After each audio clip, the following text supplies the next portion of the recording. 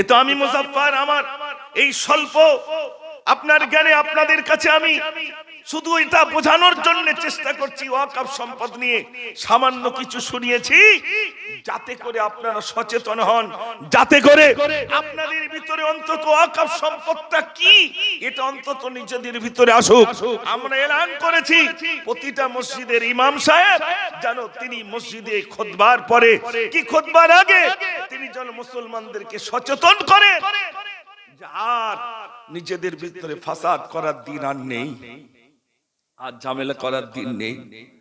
মসজিদগুলো, মাদ্রাসাগুলো, খানকাগুলো, দরবারগুলো এত টাকা খরচা করে আমরা আমাদের কবরস্থানগুলো সাজিয়ে রেখেছি, এত টাকা খরচা করে মাদ্রাসাগুলো তৈরি করেছি।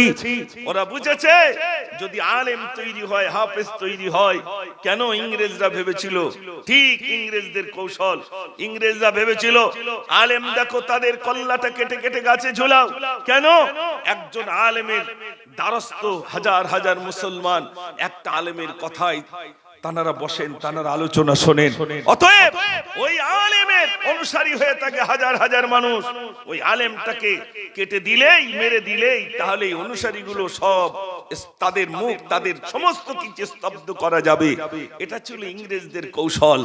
আজও তারা চিন্তা করেছে ওই কোরআন শরীফগুলো ছিনিয়ে কিভাবে নেওয়া যায়, ওই মাদ্রাসাগুলো যদি বন্ধ করে দেওয়া যায় তাহলে হাফেজ বন্ধ হয়ে যাবে, ওই মাদ্রাসাগুলো যদি বন্ধ করে দেওয়া যায় তাহলে মাওলানা বন্ধ হয়ে যাবে। তাহলে কিভাবে বন্ধ করবে? না আগে তাদের জমিনগুলো কেড়ে নাও, অলরেডি কি হয়ে যাবে? জোরে বলে বন্ধ হয়ে যাবে। ও জায়গা তো আমার না, ও জায়গা তো আমার না। পিডব্লিউ জায়গায় যদি ঘর বাঁধে থাকবে বলে মনে হয়? কতক্ষণ জোট থাকে, কতক্ষণ জোট থাকে। তাই আমি আপনাদের কাছে বলতে চাই ভাই, জাতকে বাঁচানোর লক্ষ্যে এই সমাজকে এগিয়ে নিয়ে যেতে গেলে ময়দানে নামতে হবে। হিন্দুস্তানের বুকে আমরা বসবাস করছি, করব, তবে সিংহের মতো থাকবো, ওই বকরির মতো, ভেড়ার মতো আমরা জীবন যাপন করতে চাই না। কেননা আমাদের পূর্বপুরুষরা 750 বছর এই হিন্দুস্তানকে তারা রাজত্ব করে গেছেন, নেতৃত্ব দিয়ে গেছেন। আমরা হলাম তাদেরই অনুসারী, আমরা হলাম তাদেরই বংশের, ঠিক কি না ভাই? যারা 750 বছর রাজত্ব করেছেন তারা কারা? এই মুসলমান। অতএব আমরা তানাদের উত্তরসূরি, আমরা দেশ চালাতে পারি। আমরা ওই ভেড়ার মতো, বিড়ালের মতো জীবন যাত্রা করতে চাই না। যতদিন বাঁচবো আর যতদিন হিন্দুস্তানে থাকবো, এই হিন্দুস্তান আমাদের, এই হিন্দুস্তান সবার, এই সর্বধর্মের হিন্দুস্তান। আমরা হিন্দুস্তানকে ভালোবাসি, আমরা প্যার করি, মহব্বত করি। তাই আমরা মারা গেলে আমাদের বডিটাও পর্যন্ত হিন্দুস্তানের মাটিতে দাফন করা হয়, ঠিক কিনা ভাই? আমরা বেঁচেও যেমন হিন্দুস্তানে থাকি, মরার পরে কোথায় থাকি? আমাদের বডিটা কোথায় থাকে? হিন্দুস্তানেই থাকে। তাহলে আমরা হিন্দুস্তানকে প্যার করি না? জোরে বলেন। এই হিন্দুস্তানকে আমরা প্যার করি, মহব্বত করি। অতএব আমার যে সমস্ত যুবক ভাইরা রয়েছেন, আমি আপনাদের কাছে বলবো, আপনারাই পারেন এগিয়ে যেতে। আপনাদের স্লোগান, আপনাদের মুখের আওয়াজ, আপনাদের তাকবীরের ধ্বনি হয়তো সেদিন মোদী সরকারের মসনদ কেঁপে যেতে পারে। পারে না? পারে না ভাই? জোরে বলে। যুবকদের হুঙ্কার, যুবকদের তাকবীর ধ্বনি, যুবকদের ময়দানে নামা, সেদিন কিন্তু সরকার বুঝবে। আরে আমি চেয়েছিলাম এক, হয়ে গেছে আর এক সমস্ত। তবে কে আহলে হাদিস, কে বেরেলি, কে আজানগাছি, কে ফুরফুরা, কে দেওবন্দি, ও সব দেখে লাভ নেই। এখন আসুন এই ময়দানে ঝাঁপিয়ে ওয়াকফ সম্পদ শুধু তবলিকের নয়, শুধু ফুরফুরার নয়, শুধু আজানগাছির নয়, শুধু বেরেলির নয়, শুধু আহলে হাদিসের নয়, এটা সবার, ঠিক কি না ভাই? এটা সবার। অতএব ঝাঁপিয়ে পড়তে হবে সকলকে, সকলকে এগিয়ে আসতে হবে। এজন্য আগামী 28 তারিখে শহীদ মিনারে একটা সমাবেশ আছে, আবার রানী রাসমণি রোডে। কালকে আপনার শহীদ মিনারে সমাবেশ আছে, যাবেন আমার ভাইরা, যাওয়ার চেষ্টা করবেন। এটা আমাদের ঈমানি দায়িত্ব। ঠিক বলছি না ভুল বলছি ভাই? যাবেন সোনার ভাইরা, এটা আমাদের বিরাট দায়িত্ব। আমি কিচ্ছু না জানলেও অন্তত যদি যেতে পারি, আল্লাহর কাছে তো বলতে পারবো, আল্লাহ তোমার ঘরের জন্য, তোমার হাবিবের ঘরের জন্য, ওই কবরস্থানে আমাদের বাপ মারা শুয়েছিল বা আমরা শুয়েছিলাম আমাদের ওই জমিনকে রক্ষার জন্য। হিন্দুস্তানের বাদশা, হিন্দুস্তানের যে সরকার, তারা আমাদের উপরে বিরাট ভাবে জুলুম করেছে, আল্লাহ অন্তত রুখে দাঁড়িয়েছে। এটা বলতে পারবো কিনা ভাই? আগামী দিনে শহীদ মিনারে বা রানী রাসমণি রোডে বা ব্রিগেডে যদি ওয়াকফ সম্পত্তিকে কেন্দ্র করে যদি ডাক দেয়, আমরা যেতে রাজি আছি তো ইনশাআল্লাহ। আর আমি বলছি আপনাদের কাছে, কোন সংগঠনের দিকে তাকিয়ে লাভ নেই। কে ডেকেছেন না ডেকেছেন ওটা নয়, যেই ডাকুক যদি একটু সামিল হতে পারি ওটা আমার দায়িত্ব ছিল, ঠিক কিনা ভাই? যে সংগঠনেই ডাকুক। আর এখন আর ওই ভিন্ন ভিন্ন দলে বিভক্ত হয়ে লাভ নেই। এখন সব আমরা কলমাওয়ালা মুসলমান, ঠিক কিনা ভাই? এখন আর বিভক্ত হয়ে লাভ নেই। আমার ভাইরা জানেন, যারা মসনদে বসে আছেন তারা ভালো সংবাদ রাখেন, মুসলমানের ভিতরে অনেক দল আছে, অনেক দলে তারা বিভক্ত হয়ে আছে। অতএব পেটাই করাটা আমাদের জন্য সহজ, ঠিক কিনা ভাই? যখন মুসলমান ভিন্ন ভিন্ন দলে বিভক্ত হয়ে যাবে, পেটাই করাটা সহজ হবে না ভাই? আর যখন আমরা এক ইউনিটির ভিতরে থাকবো, এক ছায়াতলে থাকবো, তখন কিন্তু আমাদের উপরে আঘাত আসাটা অনেকখানি কষ্ট হবে। এই মুসলমানের ইউনিটি আছে, ঠিক কিনা ভাই? আবরা বাদশা সে খতম হয়েছে না হয়নি ভাই? জোরে বলেন। ছোট্ট নুড়ি নুড়ি পাথর দিয়ে শেষ হয়ে গেছে। মনে রাখতে হবে, এ পর্যন্ত মুসলমানের উপরে যারাই জুলুম করেছে, যারাই বিভিন্ন দিক দিয়ে আঘাত আনার চেষ্টা করেছে, তারা নিজেরাই খতম হয়েছে। হয়েছে না হয়নি? আপনারা জানেন, এনআরসি করে মুসলমানদের ভিতরে একটা বিরাট ভয় ঢুকিয়ে দিয়ে আর তাদেরকে বিরাট ভাবে ভয় করে নাগরিকত্ব ছিনিয়ে নেওয়ার জন্য তারা আওয়াজ তুলেছিল আর বলেছিল, আমরা মুসলমানদেরকে তো তাড়াচ্ছি না, আমরা অনুপ্রবেশকারীদেরকে তাড়াচ্ছি। কাগজপত্র সব ঠিক থাকলেও আমি যদি চেয়ারে থাকি বলি ঠিক নেই, আপনি কিছু করতে পারবেন ভাই? জোরে বলে। কাগজ কিছু করা আছে? আমার কাগজপত্র সব ওকে, তারপরে আমি মসনদে আছি। আমি যদি বলি তোমার কাগজের কোনো মূল্যই নেই, আপনি কিচ্ছু করতে পারবেন না। আমাদের দৌড়টার উপর মহল্লা পর্যন্ত নেই। আসলে তাদের তো টার্গেট মুসলমানকে বিদায় দেব, এখান থেকে মুসলমানদেরকে খতম করে দেব। তা যদি টার্গেট না হতো, আপনার এখানে যত ভাইরা আছেন, আর আমার কথাটা অনেক হিন্দু ভাইরা শুনবেন, বলতে পারবেন কোন একটা মুসলিম রাষ্ট্রে কোন একজন ব্যক্তিকে যদি ইহুদি হন, খ্রিস্টান হন, হিন্দু হন, তার উপরে জোর করে কোনদিন বলেছে তুমি বলো নারাই তাকবীর আল্লাহু আকবার, নইলে তোমাকে কেন মেরে দেবো, এরকম বলেছে? একটু জোরে বলে। আজ আমাদের হিন্দুস্তানে কি হচ্ছে? দাড়ি ধরে টানচার বলছে জয় শ্রীরাম বলতে হবে। ডিব্বায় গোশত নেই, কিছু নেই, তাকে পেটাই করে মুরব্বী মানুষ, বয়স্ক মানুষ, তাকে ট্রেন থেকে ফেলে দিচ্ছে, পেটাই করে তার চোখে ঘুষি মেরে চোখটা লাল করে দিচ্ছে, ফুলিয়ে দিচ্ছে, তাকে অকথ্যভাবে গালাগালি দিচ্ছে, তাকে পেটাই করছে। প্রতিবাদের লোক আছে ভাই? একটু জোরে বলেন, কে প্রতিবাদ করবে? আপনারা জানেন আর্চিকন নিয়ে কত প্রতিবাদ হলো। একটা মহিলা যদি এটা না জানি কোন মুসলমান হতো, কি সর্বনাশ হয়ে যেত তার ঠিক নাই, ঠিক কিনা ভাই? শুধু গন্ধ শুকছে, মুসলমানের গন্ধ কোথায়? আরে মুসলমানের গন্ধ ওখানে নাই, মুসলমানের গন্ধ এই হিন্দুস্তান ইংরেজদের হাত থেকে মুক্ত করার জন্য হাজার হাজার আলেম আর মুসলমান রক্ত দিয়েছে। জমিন খুললে মুসলমানের রক্তের গন্ধ পাওয়া যায়, ঠিক কিনা ভাই? আজ আমরা আমার যুবক ভাইদের, বাবাজিদের কাছে বলছি, আমরা নিজের চেয়ারকে অটুট রাখার জন্য কত মুসলমানের জীবনকে আমরা শেষ করে দিচ্ছি। নিজের আপনার রংটাকে টিকবার জন্য কত মানুষকে খতম করে দিচ্ছি। করবেন না দয়া করে। আমার ভাইরা, আমাদেরকে নিয়ে ব্যবহার করা হচ্ছে। আমরা হলাম ফুটবল, যেভাবেই লাথি মারে আমরা সেভাবেই গড়িয়ে যাচ্ছি। ফুটবলের মতো মুসলমানকে ব্যবহার করা হচ্ছে, আর মুসলমানকে বলা হচ্ছে অমুক জায়গায় যা, তুই বোল্ড আউট করে দে, তোর এই দেবো।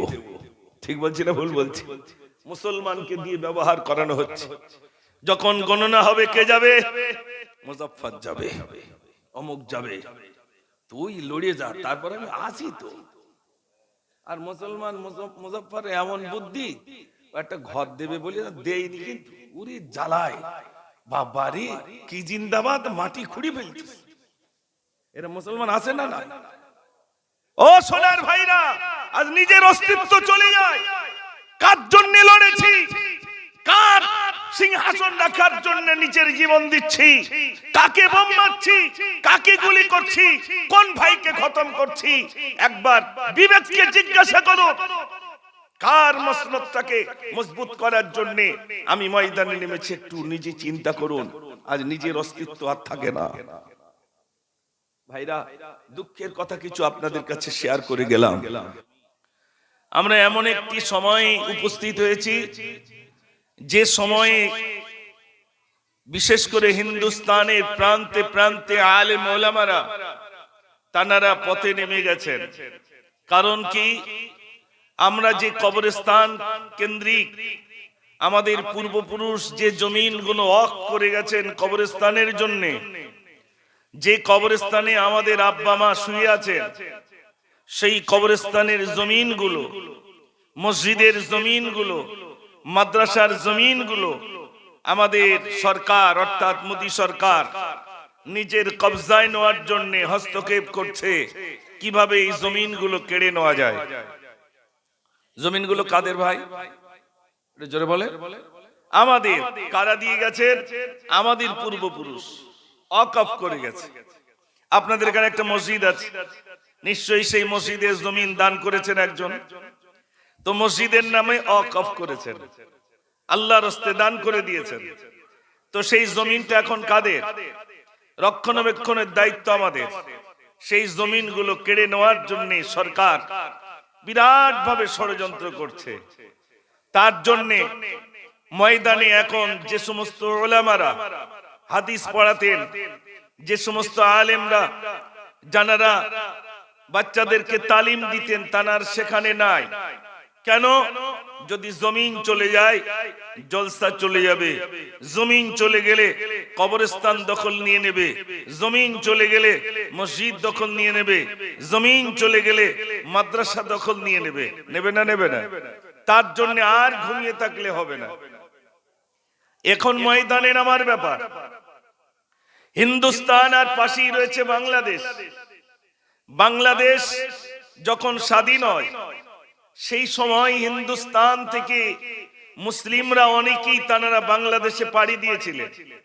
আর বাংলাদেশের অনেক হিন্দু ভাই তানারা জমিন বিনিময় করে হিন্দুস্তানে এসেছিলেন, ঠিক কিনা ভাই? কিন্তু আমরা যাইনি।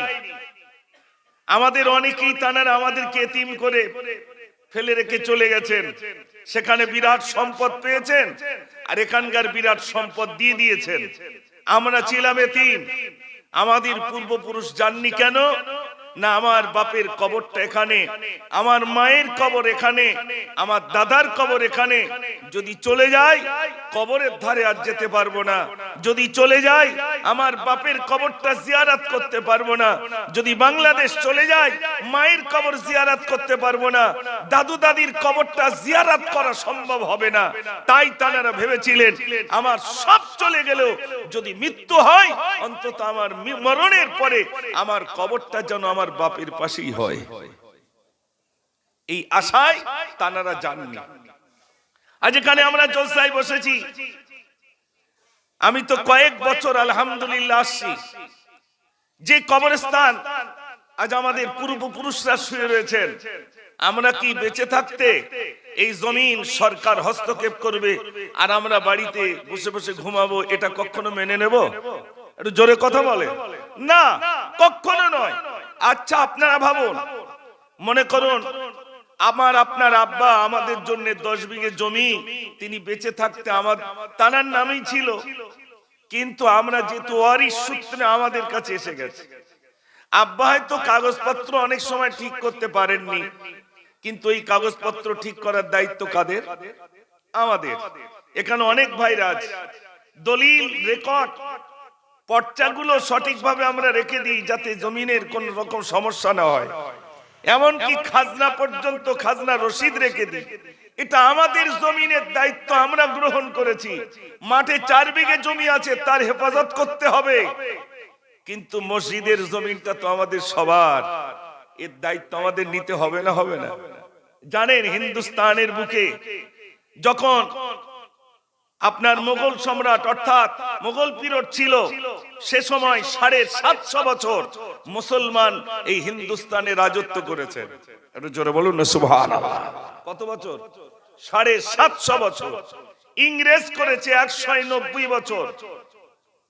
ইংরেজরা শাসন করেছে হিন্দুস্তান 190 বছর। 190 বছর তারা রাজত্ব করলো। একটা মসজিদের বয়স কোনটা 150, কোনটা 200, কোনটা 250 বছর বয়স আছে না নাই ভাই? আছে। তাহলে দেখা যাচ্ছে আমাদের পূর্বপুরুষরা তানারা নামাজি ছিলেন এবং তানারা আল্লাহর ভয়েতে একটি ইবাদতের জায়গা তানারা করেছিলেন। ওই মসজিদটা যাতে সুন্দরভাবে চলে তার জন্য কয়েক বিঘা জমি, 4 বিঘা, 5 বিঘা, 10 বিঘা জমি এরকম করে মসজিদের নামে ওয়াকফ করে গেছে। এই মসজিদের কবরস্থানের মুসলিমদের জন্য যে সমস্ত আমাদের পূর্বপুরুষ জানা চলে গেছেন, আমি আপনি ভাবছি আমার নিজের ছেলের জন্য, আমি আপনি ভাবছি আমার মেয়েটার জন্য, কিন্তু জানারা এক শ্রেণীর মানুষ আল্লাহ তাদেরকে দুনিয়ায় প্রেরণ করেছিলেন, জানারা জাতির জন্য ভেবেছেন, কওমের জন্য ভেবেছেন, তাই নিজের সমস্ত সম্পদগুলো না ছেলেকে দিয়েছেন, না মেয়েকে দিয়েছেন, না তার অন্য আত্মীয় স্বজনকে দিয়েছেন, বরং সমস্ত জমিনগুলো এই মুসলমানের জন্য ওয়াকফ করে গেছেন। জোরে বলুন না সুবহানাল্লাহ। সেই সমস্ত মুসলমান কারা? যারা গরিব, যাদের ছেলেটা ডাক্তার হতে পারছে না, যাদের ছেলেগুলো পয়সার অভাবে উকিল হতে পারছে না, যাদের ছেলেগুলো পয়সার অভাবে আলেম হতে পারছে না, যাদের ছেলেগুলো মেয়েগুলো পয়সার অভাবে ইঞ্জিনিয়ার হতে পারছে না, তাদের জন্য এই সমস্ত জমিনগুলো ওয়াকফ করে গেছেন আমাদের পূর্বপুরুষেরা। একটু জোরে বলুন না সুবহানাল্লাহ। আর সেই জমিনের যে টাকা আছে, আমাদের এলাকায় যত ইমাম সাহেব আর মুয়াজ্জিন আছেন, ওটা তো শুধু ইমাম আর মুয়াজ্জিনের জন্য আমাদের পূর্বপুরুষরা ওয়াকফ করে গেছেন ভাই। এটা জোরে কথা বলে না, কিন্তু তানারা পাচ্ছেন আলহামদুলিল্লাহ। ইমাম মুয়াজ্জিন তানাদেরকে একটা ভাতা দেওয়া হচ্ছে, ওটা রাজ্য সরকার তার নিজস্ব কোনো তহবিল থেকে দিচ্ছে না, মানে আমাদের মাল আমাদেরকেই দিচ্ছে। কেন? তার সমস্ত কিছু তাদের হাতে, তাদের কবজায়। আমাদের হাতে আছে ভাই? জোরে বলুন। নেই, সব তানাদের হাতে। একটা ইমাম সাহেবকে যদি 50,000, একটা মুয়াজ্জিনকে যদি 40,000 টাকা করে প্রতি মাসে দেওয়া হয়, সারা পশ্চিম বাংলা নয়, টোটাল হিন্দুস্তানের যত আলেম ওলামা রয়েছেন, মসজিদের ইমাম এবং মুয়াজ্জিন হিসেবে যারা দায়িত্বে রয়েছেন, তানাদের পিছনে যদি লক্ষ লক্ষ টাকা খরচ করা হয়, তবুও কিঞ্চিত পরিমাণ অর্থাৎ 4 ভাগের 1 ভাগ টাকা তাও খরচ হবে না। তাহলে কত টাকা আছে ভাই? মোদী সরকার কি আর এমনি এই জমিনগুলো কেড়ে নেওয়ার চক্রান্ত করছে? আচ্ছা বলুন, আপনাদের এখানে নিশ্চয়ই কবরস্থান আছে তো? হ্যাঁ না বলেন। এই কবরের জন্য তো জমিন আপনারা ওয়াকফ করেছেন, কবরের জন্য দান করেছেন, তো মানে ওয়াকফ করা হয়ে গেল। তো ওই জমিনটা যদি কেড়ে নেয়, ওইখানে গিয়ে আমি আপনি শুতে পারবো বলে মনে হয়? জোরে বলে। কাল তো ওর উপর দিয়ে একটা রাস্তা বানিয়ে দেবে, ও জমিন তো আর আমাদের নেই, কাল ওই জমিন চলে যাবে। তার মানে মুসলমানদেরকে কিভাবে হিন্দুস্তান থেকে তাড়ানো যায় তার একটি কৌশল। এনআরসি করে হয়নি, সিএএ করে হয়নি, ডিটেনশন ক্যাম্পের ভয় দেখিয়ে হয়নি, লুঙ্গি পরা বলিয়ে হয়নি, জঙ্গি সন্ত্রাসী লকআপ দিয়ে হয়নি।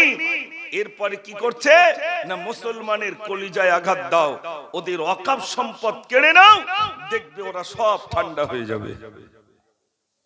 এখন বলুন, জাগতে হবে না ঘুমাতে হবে? জোরে কথা বলে। জাগতে হবে, ময়দানে নামতে হবে। ময়দানে না নামলে এই জলসা আমাদের সব বন্ধ হবে, মসজিদ বন্ধ হবে, খানকা বন্ধ হবে, দরবার বন্ধ হবে। তাই আমি আপনাদের কাছে সচেতন করতে এসেছি। আজ বিশেষ করে কবরস্থান কেন্দ্রিক যারা আমাদের থেকে চলে গেছেন, তাদের আত্মার শান্তির জন্য আয়োজিত ধর্মসভা। আজ এ কথা আমাদের মনে রাখতে হবে, আমাদের পূর্বপুরুষের কবরের পাশে যে পূর্বপুরুষ যেখানে শুয়ে রয়েছেন, আমাদের পূর্বপুরুষরা যে জায়গাগুলো তারা ওয়াকফ করে গেছেন, সেই ওয়াকফ সম্পদগুলো ভারত সরকার তারা পার্লামেন্টে বিল পাস করছে, ওই জমিনগুলো আমরা নিয়ে নেব। বুঝতে পারেননি ভাই? ওই জমিনগুলো সরকারের হাতে এসে গেলে আমাদের আর অস্তিত্ব থাকে না। তবে মনে রাখতে হবে, মুসলমান মেরে মেরে শেষ করে দিলেও দুলপোকার যেমনি নেড়িয়ে নেড়িয়ে শেষ করা যায় না, এই মুসলমান মেরে মেরে শেষ করা যাবে? এটা জোরে বলে না, মুসলমান মেরে মেরে শেষ করা যাবে না। আমরা জানি মরণ একবারই হয়, তবে আজ আমরা ময়দানে নেমেছি একটাই কারণে, রাসূলের জামানায় সাহাবায়ে কেরাম আজমাইনগণ জীবন দিয়েছেন, শহীদ হয়ে গেছেন। আর শহীদের মৃত্যুটা হলো একটা পিঁপড়া কামড়ালে যেমন কষ্ট, তার থেকে কম কষ্ট শহীদি মরণ। একটু জোরে বলুন না সুবহানাল্লাহ। মরণ হবে না, হবে না ভাই? মরণ একদিন হবে। আপনি বলুন, পার্টির জন্য মানুষ জীবন দিচ্ছে, দিচ্ছে না? দিচ্ছে না? দেখা যাচ্ছে এবার ইলেকশন হলো, এই ইলেকশনে আমাদের বসিরহাটে মারা গেল, মনে করুন সাপোজ বোঝাচ্ছি 15 জন। 15 জনের ভিতরে গণনা করে দেখা যাচ্ছে 14 জন মুসলমান আর একজন কি? তাহলে কি ইলেকশন করছে বুঝতে পারছেন? ইলেকশনে মারা গেল 15 জন, 14 জন মুসলমান। মুসলমান আজও বুঝলো না। আমি আপনাদের কাছে বলতে চাই, কে কি রং করছেন আর কে কি পার্টি করছেন ওটা আমার দেখার নয়, কিন্তু আমাদের ঈমানি একটা দায়িত্ব আছে, ওই ওয়াকফ সম্পদগুলো রক্ষা করার, ওই ওয়াকফ সম্পদগুলো রক্ষা করার দায়িত্ব আমাদের আছে না নাই ভাই? মসজিদে মনে করুন 15 বিঘে জমি, এখান থেকে 50 বছর আগে একজন ওয়াকফ করে গেছে। তো মসজিদের নামে কত বিঘে জমি? 15 বিঘে। এখন আগে এত আলেম ওলামা ছিল না, যদি একজন ছিল তারাকে বলতেন ওই 15 বিঘে জমি তুমি করে খাও আর মসজিদে আজান বাতি দাও, বলতো না? বলতো না ভাই? এখন বলুন, ওই মানুষটা যদি, যিনি মোতাওয়াল্লি হিসাবে জানাকে বলে গেছেন, তিনি যদি এখন 10 বিঘে জমি নিজের নামে রেকর্ড করে রাখে, আপনারা কি ছেড়ে দেবেন? আল্লাহ কেউ কথা বলে না, ছেড়ে দেবে না। কেন? জমিন তো মসজিদের নামে, তুমি কেন তোমার নিজের নামে রেকর্ড করেছো? আর এরকমও কিছু মানুষ ছিল যারা মসজিদের জমিনগুলো নিজেদের নামে রেকর্ড করে গেছেন। করেছে না? করেছেন ভাই? অনেক জমি নিজের নামে রেকর্ড করে ফেলেছেন।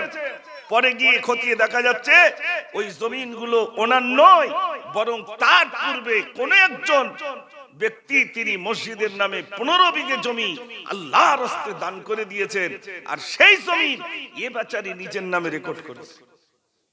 ঠিক ওটা যেমনি মেনে নেব না, আমাদের হিন্দুস্তানের বুকে হাজার হাজার হাজার একর বিঘে জমি যেগুলো মুসলমানেরা ওয়াকফ করে গেছে, সেই জমিনগুলো বর্তমান কেড়ে নেওয়ার চক্রান্ত চলছে। তাই আমি বলবো, আজ এখান থেকে আমরা দায়িত্বহীন ভাষায় আমাদের সরকারকে আমরা জানাই, যদি জমিনের উপরে হস্তক্ষেপ করে, আগামী দিনে আমরা আর বাড়িতে থাকবো না ইনশাআল্লাহ।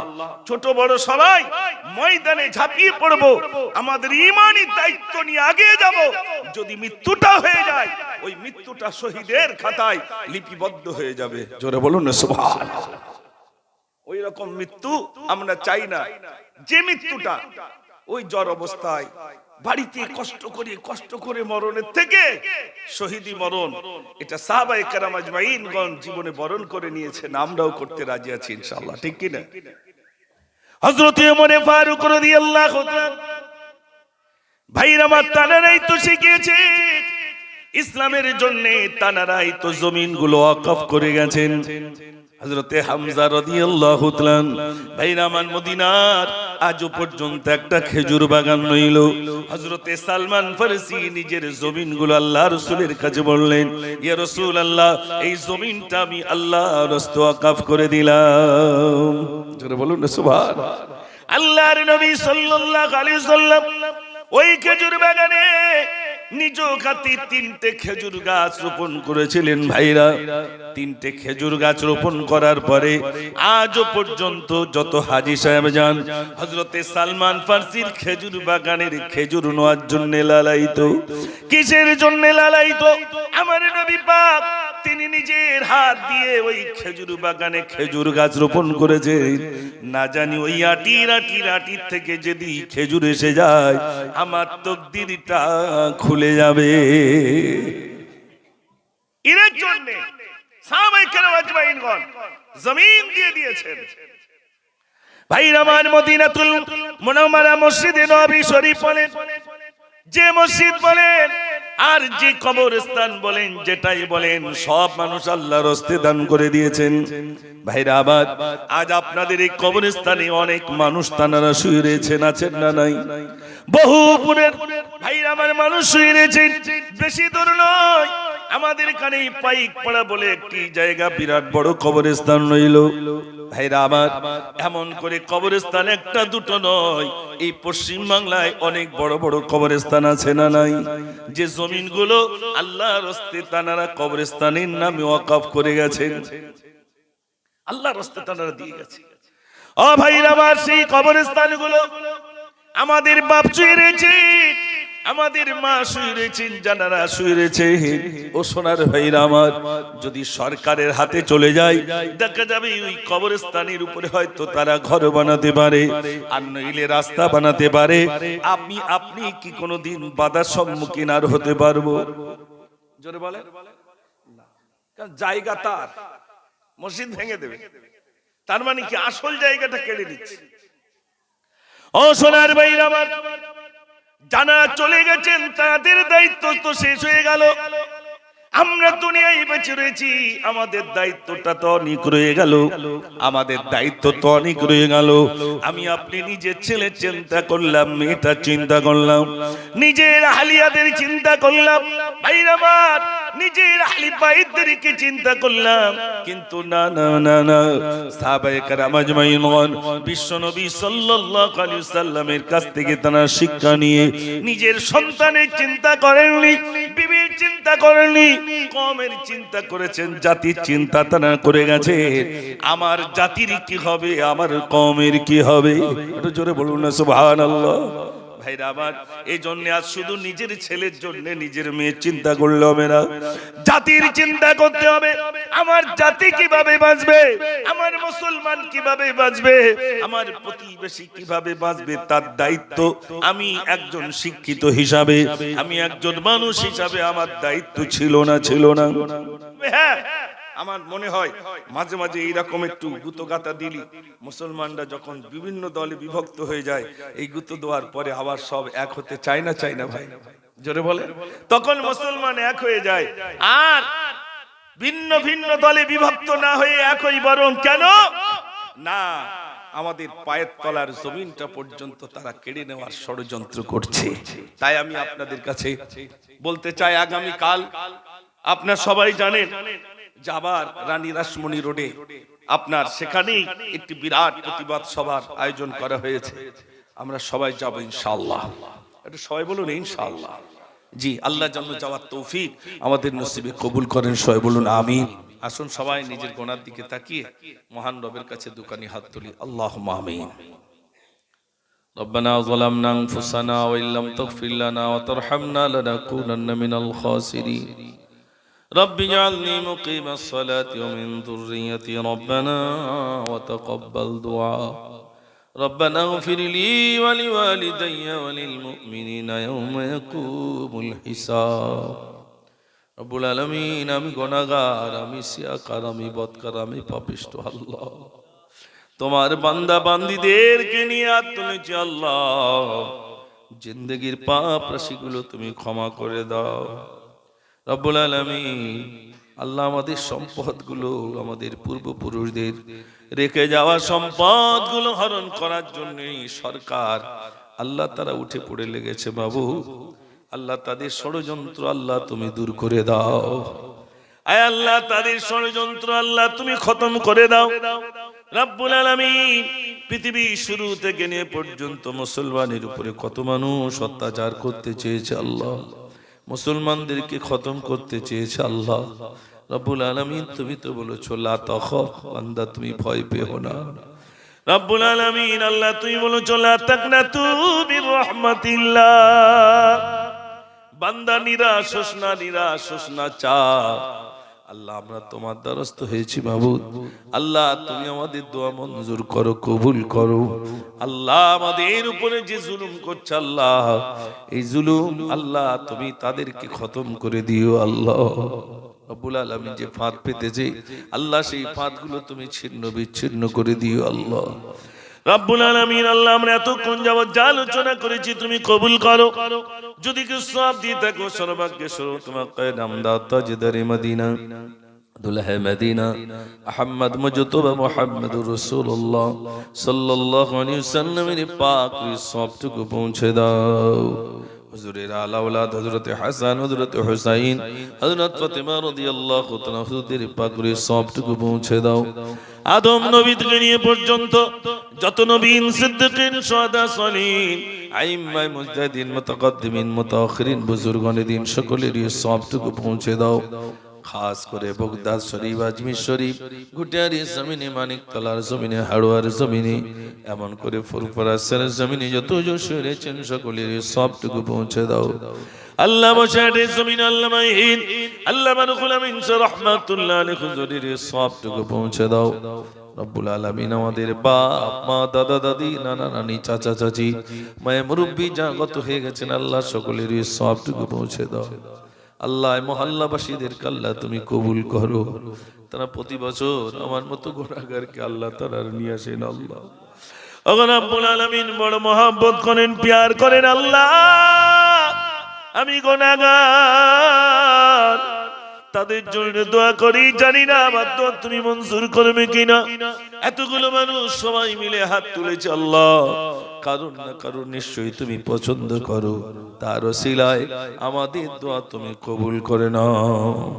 আল্লাহ মহল্লায় যারা অসুস্থ রয়েছেন আল্লাহ তাদেরকে তুমি সুস্থ করে দিও আল্লাহ। যারা জলসা দিয়েছে না জানা শোনার জন্য এসেছেন আল্লাহ, কাল কিয়ামতের দিনে জলসা না যাতে জরিয়া বানিয়ে দিও। কবুল করো, কবুল করো। মনের বাসনা খানায় কাবা না দেখিয়ে মরণ দিও না। ربنا تقبل دعانا ببركة النبي صلى الله عليه وسلم. سبحان ربك رب العزة عما يصفون وسلام على المرسلين والحمد لله رب العالمين. بحق لا إله إلا الله، لا إله إلا الله، لا إله إلا الله، محمد رسول الله صلى الله عليه وسلم. আসসালামু আলাইকুম।